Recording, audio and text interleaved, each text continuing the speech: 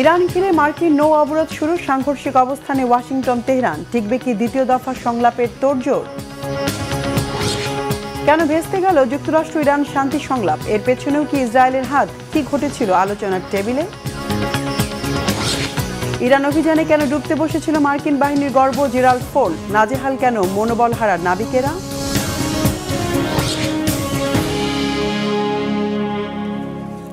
আসসালামু আলাইকুম, দেখছিলেন Bangla vision world news headline. গত 2 মাসে একের পর এক ইরান বিরোধী একরোখা পদক্ষেপ, নির্দেশনা আর হুমকি ধমকিতে মহাব্যস্ত মার্কিন প্রেসিডেন্ট ডোনাল্ড ট্রাম্প।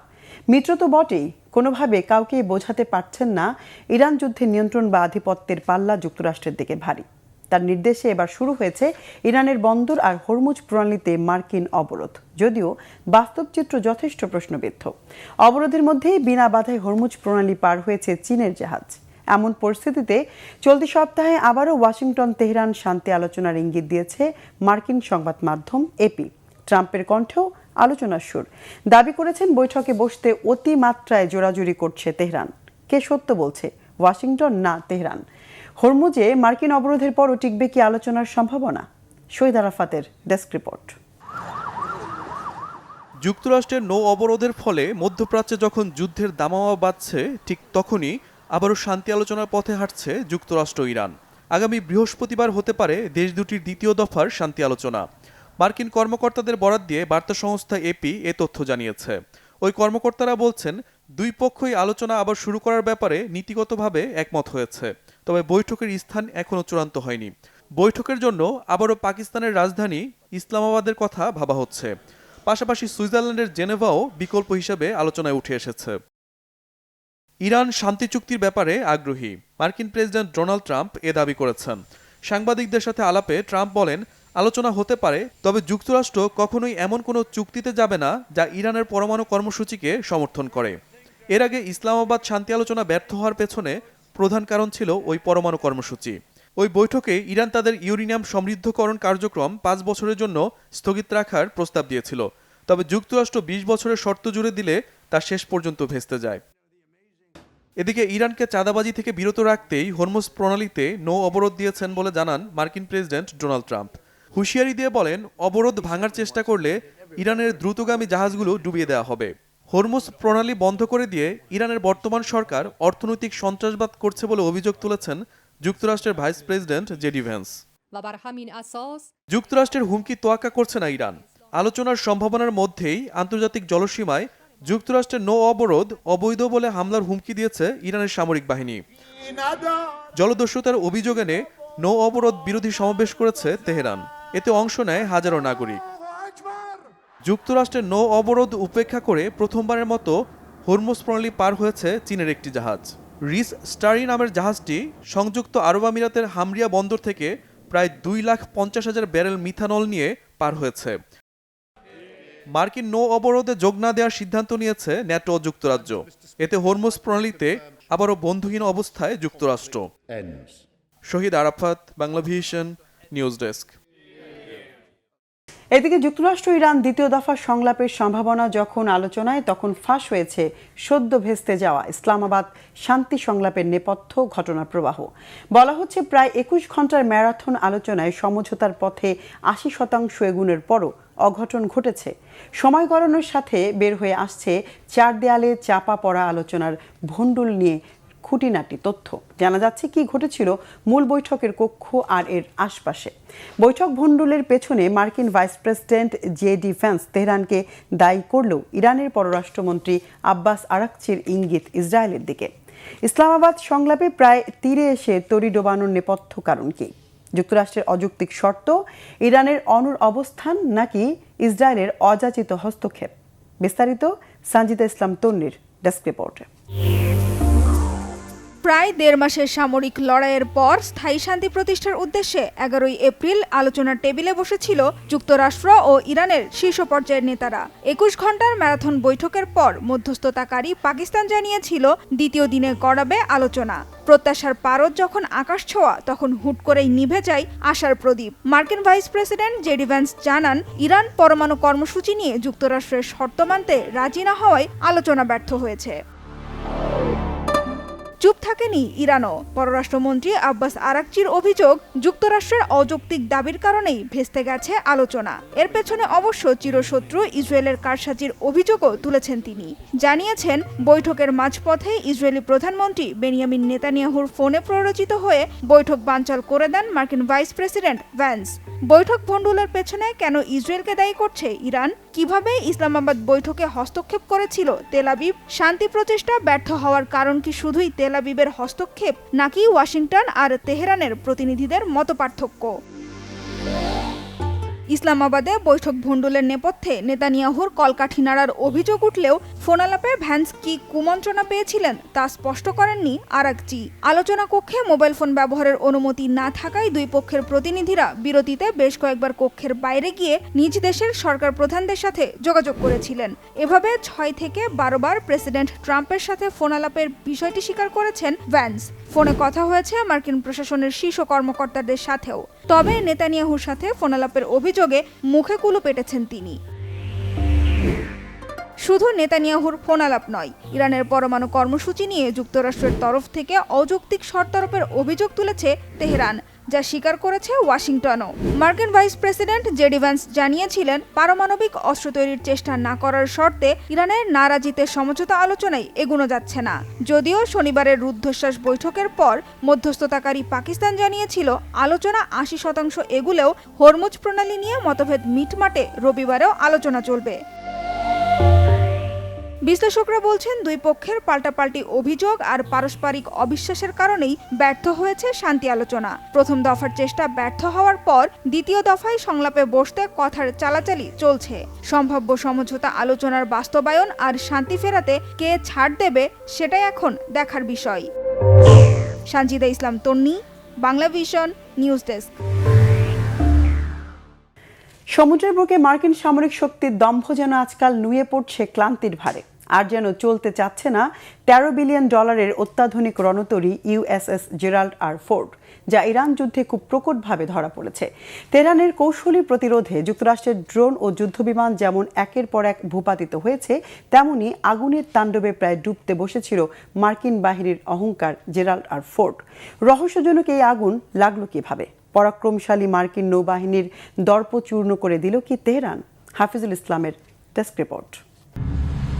টানা 30 ঘন্টার আগুনে সাগরে ডুবতে বসেছিল $1300 কোটি মার্কিন যুদ্ধজাহাজ ইউএসএস জেরাল্ড আর ফোর্ড। গত মার্চে পূর্ব ভূমধ্য সাগরে ইরানের সাথে আকাশযুদ্ধ চলার সময় আমেরিকার অহংকার বিমানবাহী এই রণতরী পড়ে বিধ্বংসী এক আগুনের মুখে। দানবীয় জাহাজটির নাবিকেরা যখন ব্যস্ত ইরানি বিমান ও ড্রোনের দিকে নজর রাখতে, ঠিক সেই সময় নিজের ঘরের আগুন নেভাতে ঘাম ছুটে গিয়েছিল মার্কিন সেনাদের। প্রায় 600 নাবিক হারিয়েছেন তাদের শোবার জায়গা।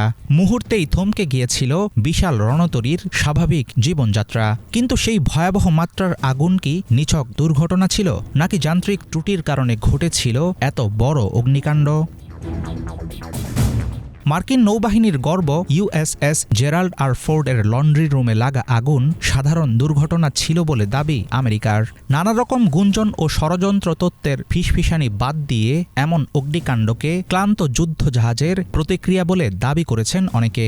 ভিয়েতনাম যুদ্ধের পর কোনো মার্কিন যুদ্ধজাহাজকে এত দীর্ঘ সময় আর কখনোই সাগরে থাকতে হয়নি। প্রেসিডেন্ট ডোনাল্ড ট্রাম্পের সামরিক উচ্চাকাঙ্ক্ষার অংশ হিসেবে জাহাজটি কখনো ভেনেজুয়েলায় মাদুরোকে ধরার মিশনে ছুটেছে, কখনো যোগ দিয়েছে মধ্যপ্রাচ্যের আকাশযুদ্ধে।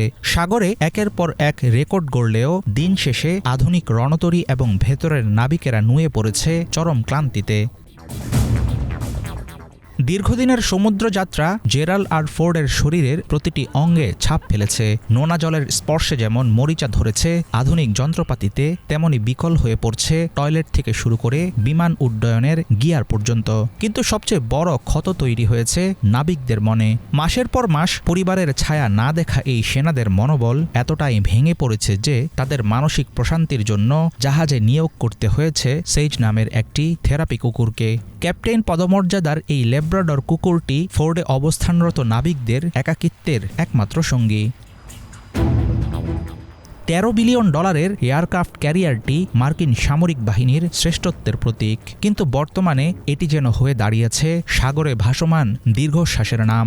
যুদ্ধজাহাজটির রেকর্ড গড়া দীর্ঘ যাত্রা একদিকে মার্কিন শক্তির জানান দিচ্ছে, অন্যদিকে চোখে আঙুল দিয়ে দেখিয়ে দিচ্ছে আধুনিক প্রযুক্তির আড়ালে লুকিয়ে থাকা নাবিকদের সহনশীলতারও একটি সীমা আছে। মে মাসে ইউএসএস জেরাল্ড আর ফোর্ডের বন্দরে ফেরার কথা থাকলেও নাবিকদের অনেক দিন বয়ে বেড়াতে হবে যুদ্ধের ক্ষত। ইরানের আকাশসীমায় একের পর এক মার্কিন যুদ্ধবিমান ধ্বংস হওয়া এবং দফায় দফায় হামলার পরেও ইরানকে বশে আনতে পারেনি আমেরিকা। সাম্প্রতিক যুদ্ধ ওয়াশিংটনের সামরিক দম্ভে ধরিয়েছে বড়সড় ফাটল। অত্যাধুনিক প্রযুক্তি আর $1 বিলিয়ন রণতরী নিয়ে মধ্যপ্রাচ্যে আধিপত্য ধরে রাখতে চেয়েছেন প্রেসিডেন্ট ট্রাম্প, কিন্তু তেহরানের শক্ত প্রতিরোধের মুখে তার অহংকারে লেগেছে কড়া চপেটাঘাত। হাফিজুল ইসলাম, বাংলা ভিশন। ক্যাথলিক ধর্মযাজক পোপ লিও চতুর্দশকে অপমানের জেরে জনরোষ না কাটতে বিতর্কিত কাণ্ডে আবারও আলোচনায় মার্কিন প্রেসিডেন্ট ডোনাল্ড ট্রাম্প। এআই বা কৃত্রিম বুদ্ধিমত্তা ব্যবহার করে নিজেকে যিশুর চরিত্রে ফুটিয়ে ছবি পোস্ট করেছেন সামাজিক মাধ্যমে। ব্যাপক সমালোচনার মুখে তা মুছেও ফেলেছেন, কিন্তু ঝামেলা পাকিয়েছে বিতর্কিত ওই পোস্টের স্ক্রিনশট।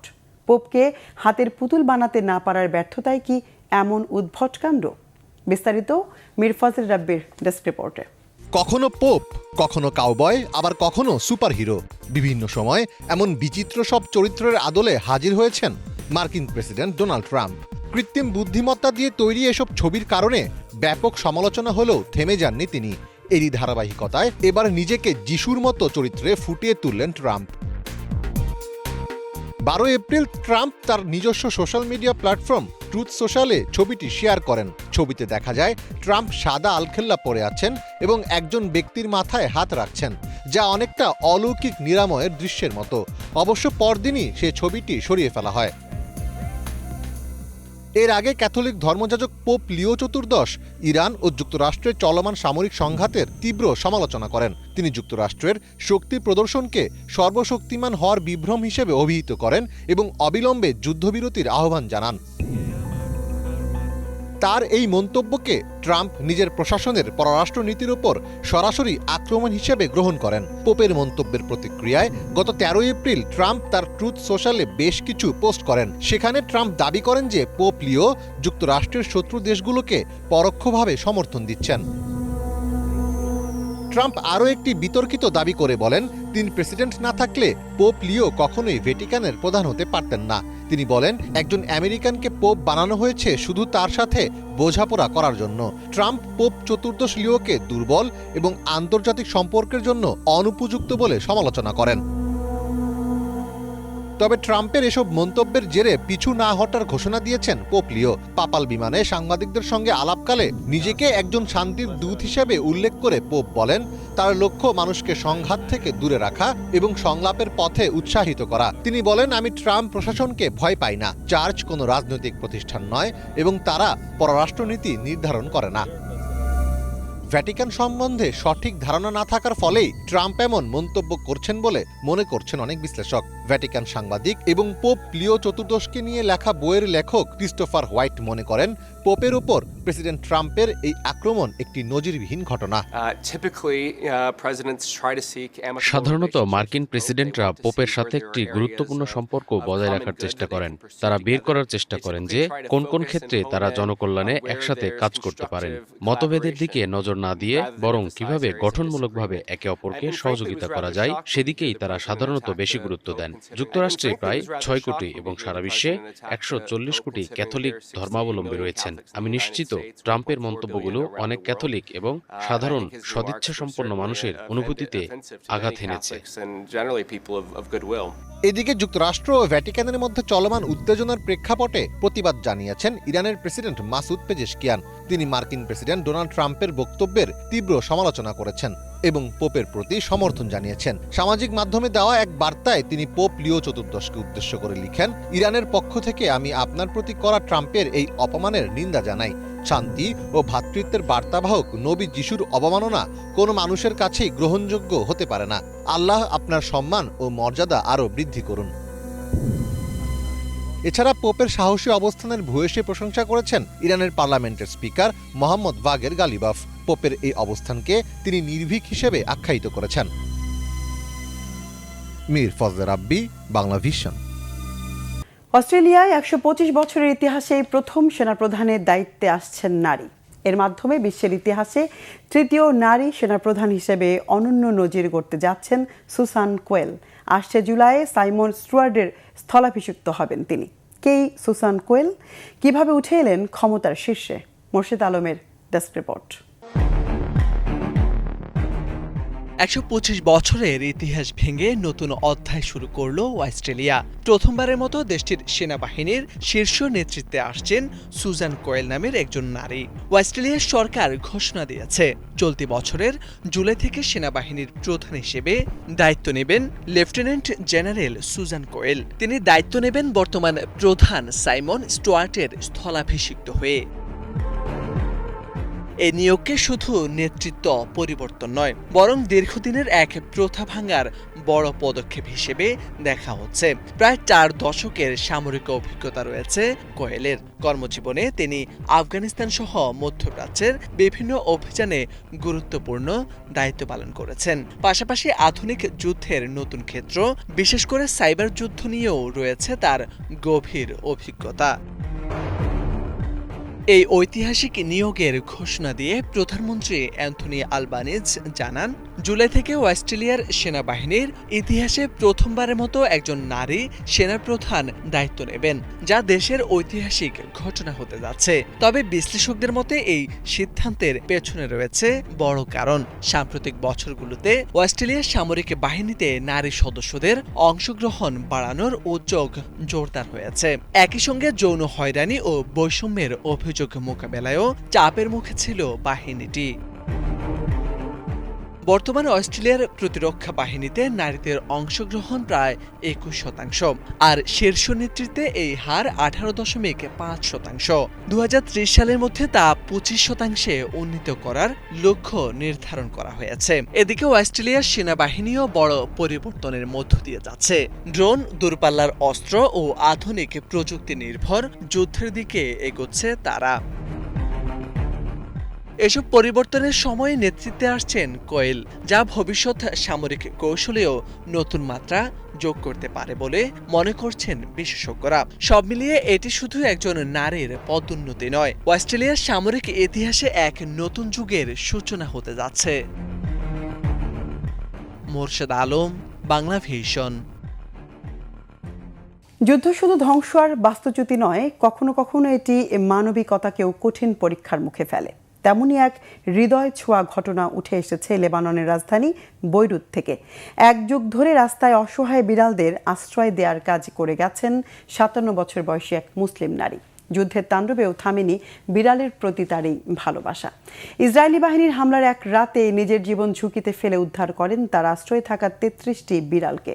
ব্যাপক সাড়া ফেলেছে মৃত্যুর আতঙ্কে জয় করা এই নারীর মানবিকতা। বিস্তারিত ইমরান মাহমুদের ডেস্ক রিপোর্টে।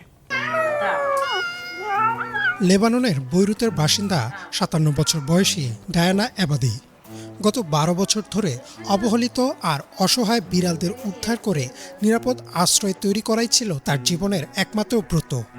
নিজের ছোট্ট দোকান আর বাড়িকে তিনি রূপ দিয়েছিলেন রাস্তার বিড়ালদের আশ্রয় কেন্দ্রে।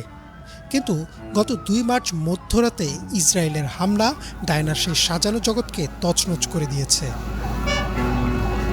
ডায়ানা জানান, যত হামলাই হোক বিড়ালগুলোকে ফেলে তিনি পালিয়ে আসতে পারেননি। তিনি প্রতিজ্ঞা করেন, বাঁচলে একসাথে বাঁচব, মরলে একসাথে মরব। এই সংকল্প থেকেই নিজের জীবন তুচ্ছ করে তিনি শুরু করেন বিড়ালদের সরিয়ে নেয়ার এক অবিশ্বাস্য সংগ্রাম। নিজের ব্যবহার্য কোনো জিনিস নয়, শুধু বিড়ালদের সুস্থ রাখতে 2 বস্তা খাবার নিয়ে তিনি গাড়ির দিকে ছোটেন। সে রাতে ডায়না তার গাড়িতে 33টি বিড়াল নিয়ে নিরাপদে সরে যান। আমি জানি না আল্লাহ আমাকে কিভাবে এত শক্তি দিয়েছিলেন। বা আমি কিভাবে নিজের পায়ে দাঁড়িয়েছিলাম। আমি ওপরের তলায় যাচ্ছিলাম আর 2 হাতে 2টো করে বিড়াল ধরে নিচে নামিয়ে গাড়ির ভেতরে ছুড়ে দিচ্ছিলাম। এভাবে আমি 33টি বিড়ালকে একসাথে গাড়িতে তুলতে পেরেছি। আমাদের এলাকার সব জান্নার কাজ ভেঙে চুরমার হয়ে গিয়েছিল। ঠিক তখনই আমি ভয় পেয়ে যাই। সত্যি বলতে আমি তখন বলেছিলাম বিড়ালগুলো আমার সাথে থাকুক। আমি দোকানের আর কিছু নিয়ে ভাবিনি, শুধু বিড়ালগুলোকে নিয়েছি। বর্তমানে ডায়না বৈরুতের অদূরে বচামন এলাকার একটি আশ্রয় কেন্দ্রে বিড়ালগুলো সহ অবস্থান করছেন। 2024 সালের যুদ্ধের সময়ও এখানেই আশ্রয় নিয়েছিলেন তিনি। তবে ডায়না জানান, গতবারের তুলনায় এবারের পরিস্থিতি কিছুটা সহজ ছিল, কারণ গত যুদ্ধের পর তিনি তার অনেকগুলো বিড়াল দত্তক দিয়ে দিয়েছিলেন। আগে যেখানে তার শেল্টারে 70টির বেশি বিড়াল ছিল, এবার সেখানে সংখ্যাটি 33। যুদ্ধ কি আমাকে প্রভাবিত করেছে? হ্যাঁ, অনেক বেশি। আমি জীবনে কোনো দিন ঘুমের ওষুধ খাইনি, কিন্তু এখন আমাকে সেগুলো খেতে হচ্ছে।